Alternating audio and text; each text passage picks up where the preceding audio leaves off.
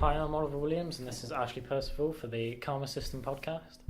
Today, we're going to debating for and against on the effects of video games. So, for instance, how the Grand Theft Auto series has an effect on people's minds, while outside game functions such as microtransactions or loot crates might provoke early gambling addictions. For this podcast, I'm going to be arguing that games do have an effect on the mind, whereas Ashley is going to be affecting that they do not have an effect on the mind. So, to begin with, you need to understand the audience that's playing these games. For example, an active audience tends to be a bit less susceptible to the messages shown, questioning the moral messages in these games. Grand Theft Auto, for example, an active audience are most likely going to be a lot more aware that the character they're playing and what they're doing is wrong, whereas a passive audience are not going to question what they're seeing. So each needs to be taken into account when considering the effect it might have on someone. Well, it says that according to the American Psychological Association, the APA, on violent media, there is a link between violent video games and aggression.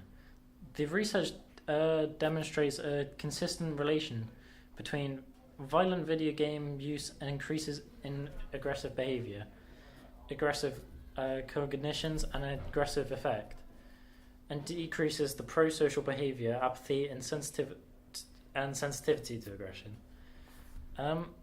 From this evidence, I can firmly believe that violence in video games normalizes the idea in real life. Have you got any evidence against that? Well, actually, research from Texas A&M, who were studying the effects of violence in video games, came across the opposite results, where playing violent video games actually helped prevent the violent tendencies and reduce stress. Although it may seem incorrect to have a violent media act such as something that will prevent violence, it actually acts more of a stress ball, reducing stress, depression, and hostile feelings through mood management. This might be the case for a small margin, but what if a violent video game is based around fighting like a foreign party, however? Would that not affect a more passive audience minded thinking all foreigners are bad people? Although that is a good point, surveys were recently done asking younger people on their opinion of foreign parties after playing games such as Call of Duty, a game where most of the time you are fighting more Middle Eastern countries. For most cases, the answer was that there was a clear line between reality and the video game. It's also been proven that young people's brains, violence and pleasure are associated closely together.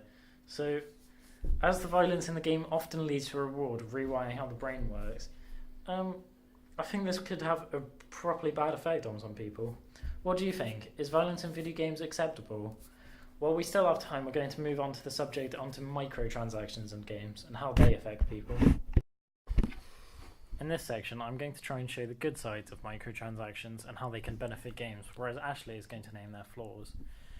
Microtransactions are seen as mostly an issue in games that can exploit players who don't pay, giving a pay-to-win attitude. I disagree with this personally, as a lot of free-to-play games use microtransactions as a very optional addition and a way to keep their studios opening. League of Legends, for example, is a completely free game, but you have the option of paying for cosmetics while also supporting the company.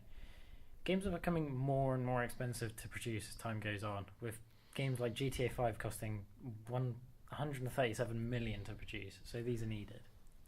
I tend to agree. However, companies like EA make $1.3 billion each year, half of which come from the Ultimate Team points in FIFA. Things like that are actually a problem, as the more money you spend, the better packs you can buy, resulting in a better team with better players. To gamers that don't want to spend anything, it's like the company's forcing your hand into being an underdog every time unless you spend money. Most active audience players sort of avoid this issue though. A lot of people with that mindset tend to just stop buying the games without similar issues.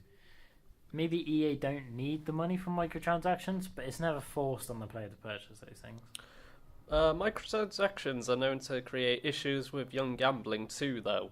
Gambling and addiction in the form of loot boxes are just a legal way to exploit money from passive mindset children. Unlike gambling though, the player sort of always comes out with something, be it cosmetic or otherwise.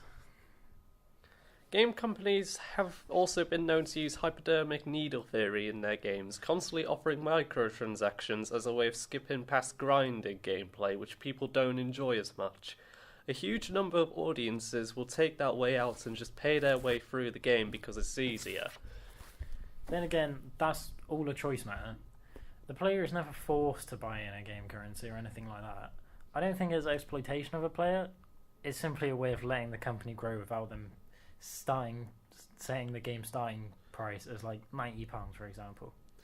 That's only our opinions on microtransactions. What's yours? Email us to say your opinion.